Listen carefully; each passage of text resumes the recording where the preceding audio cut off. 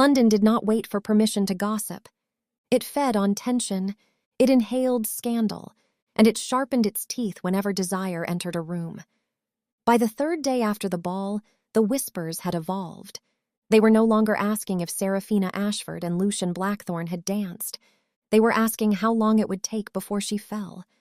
Seraphina heard it everywhere. In the rustle of silk at the modiste, in the polite smiles at afternoon tea, in the way women paused half a second too long when she entered a room. She had become a story. And the Queen loved stories she could control. The Queen's invitation arrived again. Not a request, a summons. This time the setting was not a private sitting room. It was a garden gathering. Public, intentional, dangerous. Seraphina stepped into the palace gardens dressed in deep blue once more, aware of the eyes that followed her. She felt it before she saw him. Lucien.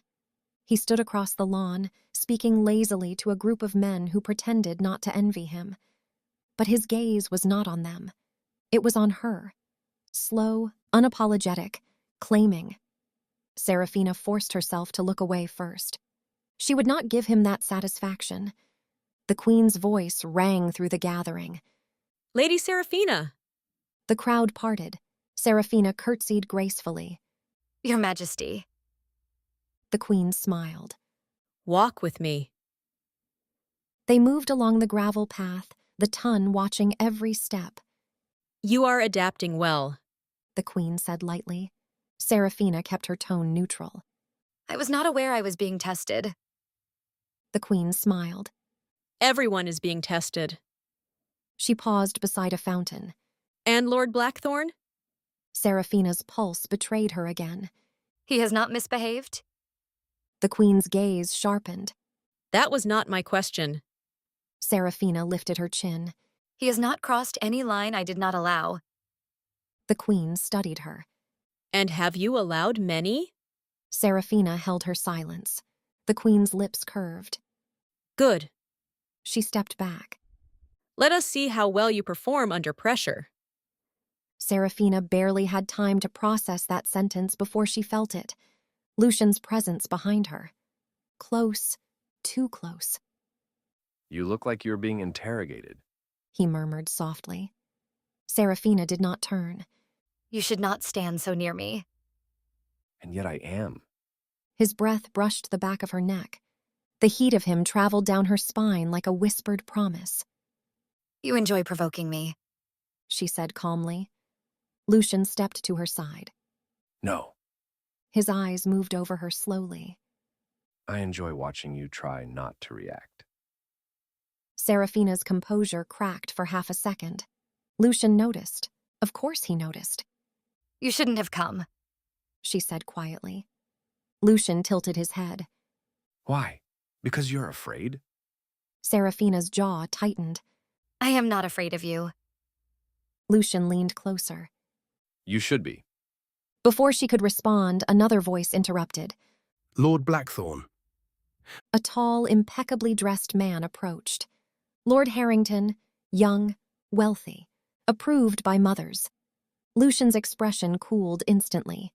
Harrington bowed to Seraphina. "Lady Seraphina, might I request a word?" Lucien's eyes darkened. Seraphina hesitated. This was the Queen's doing, and she could feel it. A test. She turned to Lucien deliberately. "Excuse me." Lucien's jaw flexed, but he stepped back. Seraphina walked beside Harrington along the garden path. "You must forgive my boldness," Harrington said pleasantly. "but I would be remiss not to seek your acquaintance." Seraphina smiled politely. "And what would you seek to gain from it?" Harrington chuckled. "Perhaps a dance this evening. Perhaps something more formal in the near future." There it was. The word unspoken. Marriage. Seraphina felt Lucien's gaze burning into her back from across the lawn. Harrington continued. "I understand your family's circumstances are delicate." Seraphina's smile froze. "I was not aware my circumstances were public entertainment." Harrington faltered slightly. "I meant no insult." "I'm sure you didn't." She replied smoothly. Across the garden, Lucien's posture shifted. Predatory, watching another man assess what he considered his. When Seraphina returned toward the fountain, Lucien intercepted her. You enjoyed that. He said coldly. Seraphina's eyes flashed. Jealousy does not suit you. Lucien's jaw tightened. I am not jealous. She stepped closer. Then why does your voice sound like that? Lucien lowered his tone. You forget yourself. Seraphina leaned in slightly. And you forget that I owe you nothing. Lucien's hand closed around her wrist suddenly, not painfully, but firmly. The contact sent a shock through both of them. You belong nowhere near men like him. Lucien murmured. Seraphina's pulse raced. And what men do I belong near? Lucien's gaze dropped to her mouth. Men who understand you. She should have pulled away. Instead, she stepped closer. And you understand me? Lucien's voice dropped to something raw. I understand that you are pretending not to want what you already feel. Seraphina's breath caught. You presume too much. Lucien's thumb brushed the inside of her wrist, slow and deliberate. And you tremble too easily. Her body betrayed her again. The garden noise faded. The world narrowed to the heat between them. Lucien's voice turned softer. If he proposes to you. Seraphina lifted her chin. If? Lucien's eyes darkened. I will not stand by and watch. You belong to someone else. Seraphina's heart pounded. You do not get to decide that. Lucien leaned closer, his lips near her ear. No. His breath was warm. But I will make sure he understands exactly what he is competing with. Seraphina's knees weakened. She hated him for that. She hated herself more. Footsteps approached.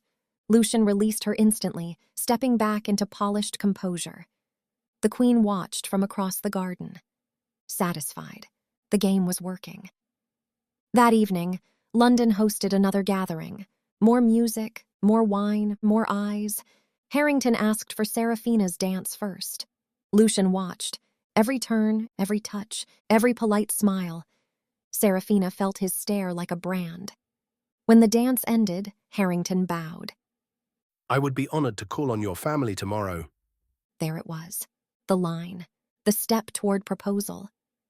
Seraphina's mind raced. The queen wanted control. Her mother wanted security. Lucien wanted possession. What did she want?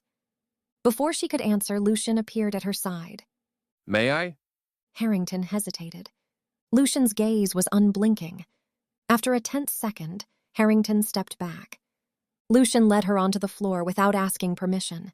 His hand slid to her waist, closer than appropriate.